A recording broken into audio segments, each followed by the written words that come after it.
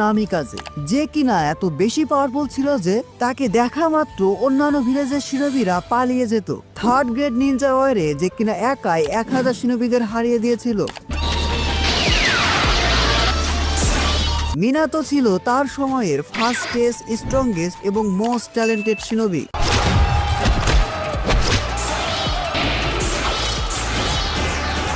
But he was not a lucky shinobi. মিনাতোর পুরো লাইফটাই ছিল ট্রাস্ট, স্ট্রাগল এবং স্যাক্রিফাইসে ভরা। সে তার লাইফের তার ট্যালেন্ট এবং হার্ড ওয়ার্ক দিয়ে অনেক কিছু অ্যাচিভ করেছিল, কিন্তু দুর্ভাগ্যবশত তার নিজেরই স্টুডেন্ট তার থেকে তার সবকিছু কেড়ে নেয়। তার অ্যাচিভমেন্ট, তার ভালোবাসা, এমনকি তার নিজের সন্তানকেও মেরে ফেলতে চেয়েছিল।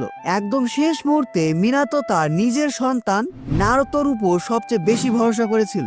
আজকের ভিডিওতে তোমরা মিনাতোকে নিয়ে অনেক কিছু জানতে পারবে। মিনাতো ছোটবেলা থেকে অনেক ট্যালেন্টেড এবং স্মার্ট শিনোবি ছিল। ছোটবেলা থেকে মিনাতো এমন কিছু করতে চাইতো যেখান থেকে তাকে সবাই রেসপেক্ট করবে। ইনডিরেক্টলি সে হোকাগে হতে চাইতো। নিনজা একাডেমিতে পড়ার সময় তার সাথে দেখা হয় কুশিনা উজুমাকির। একদম প্রথম দিন কুশিনাকে দেখেই মিনাতো ক্রাশ খেয়ে যায়। মিনাতোর এই লাভ স্টোরি নিয়ে আর পরে কথা বলছি। গেনের লাইফে মিনাতো ছিল মাস্টার জিরার স্টুডেন্ট। তার সাথে আরো দুজন ছিল, বাট তাদেরকে না জানলেও চলবে। তাদের দুজনের নাম আমি নিজেও জানি না। মিনাতো যেহেতু একদম ছোটবেলা থেকে অন্যান্য সবার থেকে এগিয়ে ছিল, তাই মিনাতোর উপর আমাদের মাস্টার জিরার একটা আলাদা রকম ভালোবাসা ছিল। মিনাতো নিনজা একাডেমিতে একদম হাইয়েস্ট স্কোর করেছিল, যার রেকর্ড এখন পর্যন্ত কেউ ভাঙতে পারেনি। সে যে কোনো কিছু খুব দ্রুত শিখে ফেলতে পারত।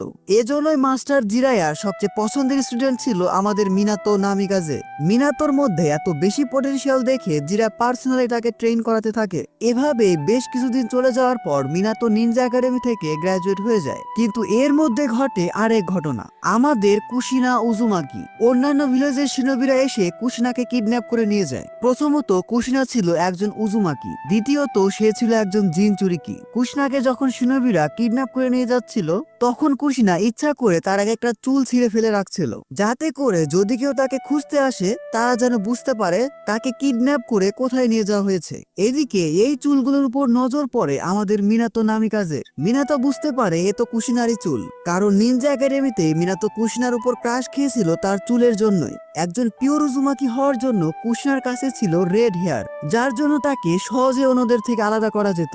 যাই হোক, মিনাতো বুঝে যায় যে কুশিনার কিছু একটা হয়েছে। সে তার এই রেড হেয়ারকে ফলো করতে করতে কুশিনার কাছেও পৌঁছে যায় এবং কুশিনাকে বাঁচিয়েও ফেলে। তারপর মিনাতো কুশিনাকে নিয়ে লি ভিলেজের দিকে রওনা হয়। মিনাতো এখানে প্রথমবারের মতো কুশিনার সাথে খোলাখুলি কথা বলে। মিনাতো কুশিনাকে জানায় যে তার রেড হেয়ার মিনাতোর অনেক বেশি পছন্দ। এদিকে কুশিনাও মিনাতোকে দেখে ইমপ্রেস হয়ে যায়। একে তো মিনাতো তাকে কিডন্যাপ হওয়া থেকে বাঁচিয়েছে, তারপর আবার তার রেড হেয়ারের প্রশংসা করেছে। নিনজা একাডেমিতে অন্যান্য বাচ্চারা তার এই রেড হেয়ারকে নিয়ে খুব মজা নিত, কিন্তু মিনাতো যখন এই রেড হেয়ারের প্রশংসা করছিল তখন সে মনে মনে অনেক বেশি খুশি হয়। তারপর আর কি, তারপর তো বুঝতেই পারছো, বাংলা সিনেমার মতো এরা একে অপরের প্রেমে পড়ে যায়। এরপর সময়ের সাথে সাথে মিনাতো এবং কুশিনা বিয়েও করে ফেলে। এর মধ্যে শুরু হয়ে যায় থার্ড গ্রেড নিনজা ওয়ার। এটাই সেই ওয়ার যেখানে মিনাতো একাই 1000 শিনোবিদের হারিয়ে দিয়েছিল।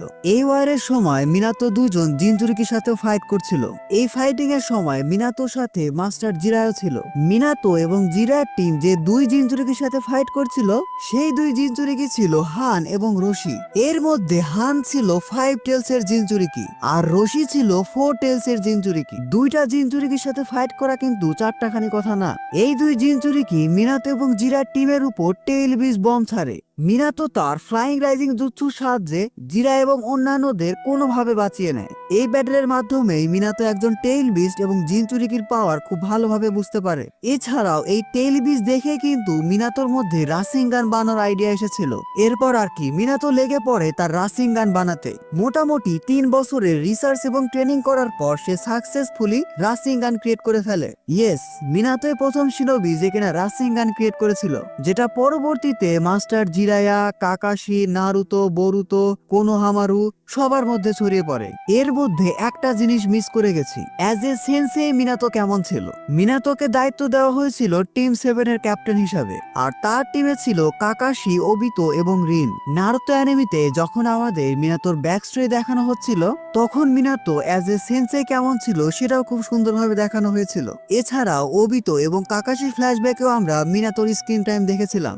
এর মধ্যে একটা উল্লেখযোগ্য ঘটনা ছিল বেল টেস্ট। তো ব্যাপারটা এমন ছিল যে আমাদের মিনাতো তার টিম 7 এর বেল টেস্ট নিচ্ছিল।